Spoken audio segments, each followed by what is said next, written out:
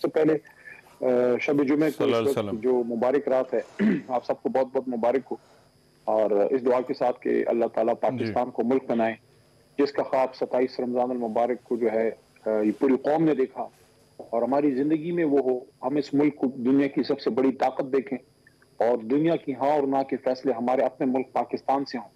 یہ اس وقت شاید دیوانے کا خواب لگے، لیکن اللہ سب چیز پہ قادر ہے۔ ہاں محنت شرط ہے اور وہ ہم سب نے کرنی ہے، کیونکہ اللہ خود فرماتے ہیں الیس الانسان الا ما سعى there is nothing but that for which you strive for۔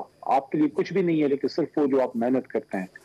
ہم نے محنت کرنی ہے اور وقت آئے گا کہ دنیا پہ انشاءاللہ پاکستان کا سکہ جمے گا، اور یہ جو IMF اور اس طرح کے ادارے ہیں ان کی پھر ہمیں ضرورت نہیں ہوگی۔ جہاں تک آپ کے سوال کا تعلق ہے، دیکھیے آئیڈیلی اسپیکنگ کسی بھی بین الاقوامی ادارے کو اپنے اندرونی معاملات میں نہ دعوت دینی چاہیے انٹرفیئرنس کی، نہ ہم نے کبھی کی ہے نہ کریں گے، لیکن کچھ انفارمیشن پاس کرنا ضروری اس لیے ہے کہ ان اداروں کے ساتھ جب آپ کی ایگریمنٹ ہوتی ہے، انڈرسٹینڈنگ ہوتی ہے، تو آپ کچھ کمٹمنٹس کرتے ہیں، جس میں سے ایک کمٹمنٹ یہ بھی ہے کہ آپ نے ڈیموکریسی کو لے کے چلنا ہے، آپ نے ہیومن رائٹس دینے ہیں، آپ صحافتی آزادی ہونی چاہیے۔ پیکا ایکٹ سے جس طرح آپ کی زبان بندی ہوئی ہے صحافیوں کی، جس طرح 26ویں آئینی ترمیم سے عدلیہ پہ وار ہوا ہے، اور جس طرح سیاسی آزادیاں جو ہے وہ قدغن لگی ہے اور سیاستدانوں کو جیلوں میں ٹھونس دیا گیا ہے، ڈال دیا گیا ہے، ملک کے سب سے بڑے لیڈر کو 5.5 دنوں سے جیل میں ڈالا ہے، احتجاجیوں کو گولیاں ماری گئی ہیں، ایسا کون سی ڈیموکریسی میں ہوتا ہے؟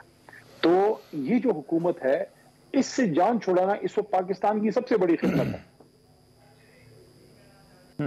اچھا، لیکن وہ جو ڈوزیئر دیا گیا ہے اس میں عمر ایوب نے کہا کہ دھاندلی سے متعلق جو ہے وہ شواہد ہے، تو ایسا لگتا ہے کہ اس کا فوکس زیادہ 8 فروری کے انتخابات کے حوالے سے ہے، ایسا کیوں ہے؟ بہت بڑی زیادتی ہے۔ جس طرح آپ جب ایک انٹرنیشنل کمیونٹی کا حصہ ہیں، گلوبل ولیج ہے دنیا، آپ یونائٹڈ نیشنز کے حصہ ہیں، آپ یورپین یونین کا حصہ ہیں، آپ OIC کا حصہ ہیں، آپ GSP+ آپ کے پاس ہے، آپ مختلف شنگھائی کوآپریشن کا آپ حصہ ہیں، بہت سی اداروں کے آپ حصے ہیں، آپ سگنیٹریز ہیں، یہ کیسے آپ کر سکتے ہیں کہ دن دہاڑے آپ پورا مطلب الیکشن ہی اٹھا کے لے جائیں؟ مطلب یہ تو ہم نے سنا تھا کہ چھانگا مانگا کی سیاست ہوگی جناب، میاں صاحب کے لیے ووٹ لے آئے جناب، پیپل پارٹی توڑ کے پیٹریاٹ بن گئی تو اس میں کچھ ووٹ توڑ دیے۔ پاکستان کی تاریخ میں کبھی ایسا نہیں ہوا کہ وزیر اعظم سیٹ ہار جائے اس کو جتا دیں، اس کو وزیر اعظم بنا دیں، وزیر اعلیٰ کی سیٹ پہ بیٹھی خاتون سیٹ ہار جائے اس کو وزیر اعلیٰ بنا دیں، آپ کا جو فورن جو ڈیفنس منسٹر ہے وہ سیٹ ہار جائے اس کو ڈیفنس منسٹر بنا دیں۔ یعنی کہ کتنی عجیب سی بات ہے کہ دھاندلی ہوتی تھی پہلے، جو غلط چیز ہے کہ 15 20 30 سیٹیں دے کے تو کسی کو بنا دیا، یہاں تو 17 سیٹوں والوں کو اوپر۔ تو آپ مجھے بتائیں یہ اس طرح کی ڈیموکریسی، آپ شام ڈیموکریسی بھی کوئی شام ہوتی ہے، مطلب ہے کہ کوئی یار کوئی مطلب ہے کوئی بندہ لیکن ہم دیکھیں ایسے جتنے معاملات ہیں، آپ نے بالکل درست کہا کہ پاکستان کے معاملات میں کسی کو دخل آئیڈیلی نہیں دینا چاہیے، لیکن جب اس طرح کے ڈوزیئر دیے جاتے ہیں یا خط لکھے جاتے ہیں تو کیا یہ ان اداروں کو پاکستان کے معاملات میں مداخلت دینے کی دعوت کے مترادف نہیں ہے؟ یہ لکیر ہم کہاں کھینچیں؟ دیکھیں کبھی بھی پاکستان کی سورنٹی پہ کمپرومائز ہم نہیں کریں گے۔ عمران خان صاحب کی حکومت جانے کی ایک بہت بڑی وجہ کیا تھی؟ یہ ڈرون پہلے ادھر سے نہیں اڑتے تھے، مشرف کے زمانے سے نہیں اڑتے تھے۔ ایمل کانسی کو کس کے دور میں دیا گیا ان کو؟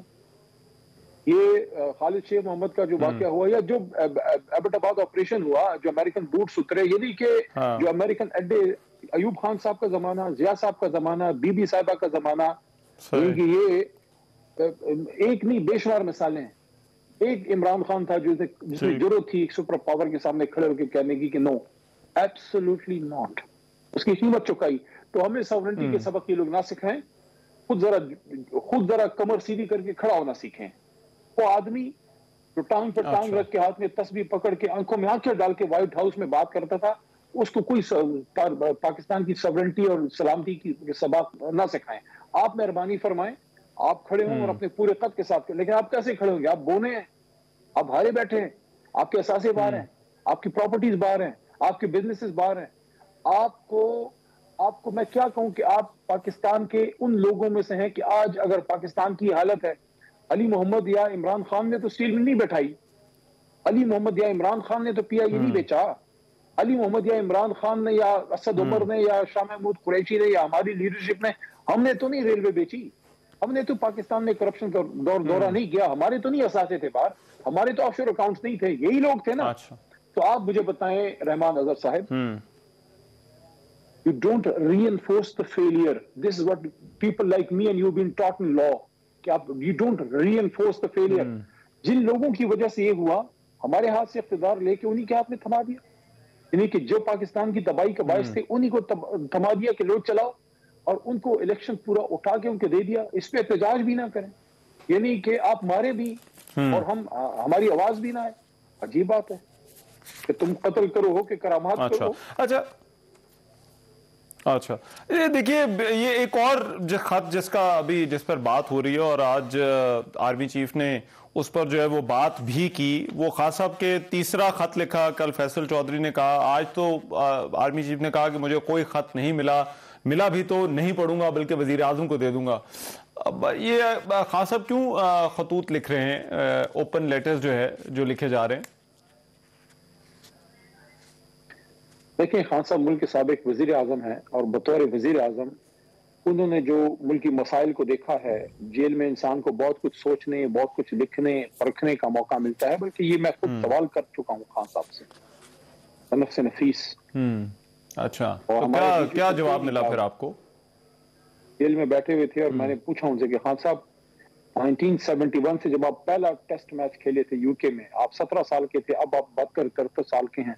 इस पूरे 54 साल के अरसे में ये कुछ दिन जेल के जो हैं, कुछ तो खैर नहीं है तो बहुत ज्यादा हो गए हैं, तो इन दिनों में आप दुनिया से और लोगों से कटे रहे, वरना आप तो पब्लिक के आदमी हैं, as a cricket star, as a philanthropist, as a politician, as a national hero, हमेशा लोगों के बीच में गिरे रहे। कि हमें वो तस्वीरें, वो चीजें याद है जब खान साहब लोगों के बीच में बैठे खाना खा रहे हैं, और जो है वो एक अवामी आदमी। तो उन्होंने मुझे कहा कि बहुत कुछ सोचने का मौका मिला है।